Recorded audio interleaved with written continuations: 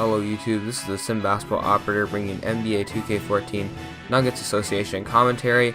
This is episode 32, and right now we are in the month of April with 6 games left to simulate through before we get to the playoffs. We've already clinched the NBA's best record due to our tremendous season, which right now we are at 71-5, make that 72-5 after beating the Phoenix Suns. And right now we just need one more win to eclipse the win total of the 96 Bulls led by Michael Jordan, which their season record was 72-10. And while we lose to the Memphis Grizzlies, we do manage to win against the Los Angeles Clippers. And now that we have that record, I'm going to lower my starters' minutes to about 24 a game, and just to keep them fresh and active, but not overplay them to risk injury. And then I give my bench a little bit more minutes. And so simulating a few more games with my bench more involved. As you can see, we get reward points for having good team chemistry as well as good player morale. And also what I've come to find out is that Zach LaVine made it to the all-rookie second team, and Coach Brian Shaw won Coach of the Year for a second straight year. So here we go. LeBron James took home the Most Valuable Player award for the Cleveland Cavaliers. He did leave Miami in my association after season 1. Emmanuel Mudiay, the top pick out of the 2015 draft class for the Dallas Mavericks, had a pretty solid year without 12 points and 7.4 assists and 5 rebounds per game. Meanwhile, Ryan Anderson takes home his second Sixth Man of the Year award, just our second leading scorer at 14.4 points per game, giving us about 24 minutes per game, and just really contributing on offense. And his former Pelicans teammate Anthony Davis takes home Defensive Player of the Year. Aaron Gordon of the Los Angeles Lakers wins Most Improved Player award, and Brian Shaw, again, record of 75-7. It doesn't get better than that. The 2015-2016 Nuggets will be remembered throughout history. The only proper way to cast this off is by winning a championship.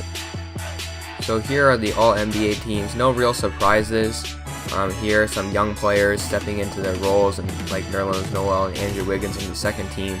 But there aren't any Denver Nuggets as members of these All-NBA teams or the All-Defensive teams, even though our defense was very impressive this season. And this kind of just speaks to how deep our team is. I run a 10-man rotation, and they all play pretty major minutes. I'd say they average around the minimum for those 10 guys is 12, and then you have Zach LaVine coming in for about 9 minutes per game, and then whoever the 12th minute is that day getting about 3 to 6 minutes. So it's a very deep team, and I'm very proud of how I built this team. It's a little bit different than my last year's association, which was with the Cavaliers, which was mainly about Kyrie scoring and then Paul George being that second guy, that second option on offense. But this team just really spreads the ball around, really gels together, as you can see by our 100% team chemistry. And as a result, there aren't really any rewards, because it's not really about the individual for me. It's about making sure that everybody on the team is happy with their role and is ready to move forward as we get into these playoffs.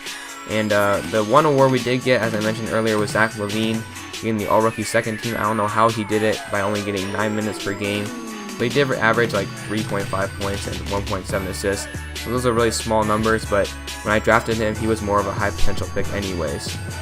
But looking at the playoff picture, we got the Jazz in round 1 in our 1-8 seed matchup. And then down below us, we have the New Orleans Pelicans, OKC Thunder. The Thunder did go to the finals last year, and I believe they actually won the finals last year. They beat us in the Western Conference Finals anyways. And then you have the Clippers and Trailblazers at 3-6. Then you have the Houston Rockets and surprisingly the Sacramento Kings at the 2-7 spot. And then overlooking at the East, the Cavaliers led by LeBron and Kyrie are facing the Brooklyn Nets in round 1. Charlotte and Chicago are the 4-5 seeds. Detroit and Toronto are the 3-6 seeds. And Philadelphia, of all teams, is the 2nd seed and is squaring off against Atlanta at that 7th spot. So to conclude this video, I'm going to look at some team statistics right here. Someone asked in the last video if I set any individual goals for my players, but I believe that if I set the team goals in terms for like points per game and an opponent's points per game, the individual goals will come around as well. So my goal is to have a top 5 defense, and so while my offense really needs to improve, it's only 16th in points per game. We do a very good job holding down the other team with 93.5 points per game, and that results in a very high point differential. and also a tremendous winning percentage as well. Field goal percentage, something to aim for would be like 475-ish, so I'm around there. Three-point percentage, look for like 36%, 35%. I mean, if you have 3-point specialists, you want them to be in the 40s, but obviously there are other guys who take threes as well. Free throw percentage, really like to get that to 800, but 783 is not that bad compared to the rest of the league.